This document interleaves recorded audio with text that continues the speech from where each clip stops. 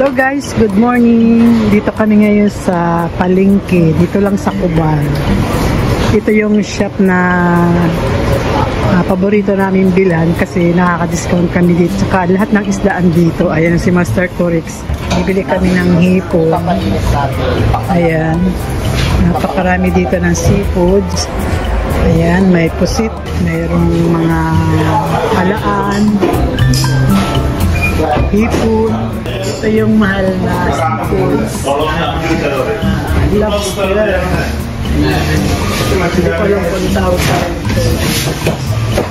Napakarami. Ang laki ng kanigi.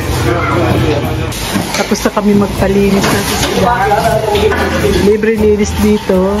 Ayo, India or India? India from Kerala. Kerala. So, uwi na kami. Hello. Uwi na kami ni Master Corix. Hanapin ko si partner Corix. Nahanap ko si partner Corix kung nasaan na. Baka bumibili ng gulay doon sa banda doon. Hindi ko alam kung nasaan si Master Corix. Siguro nagtingin siya ng ibang isda. Ayan.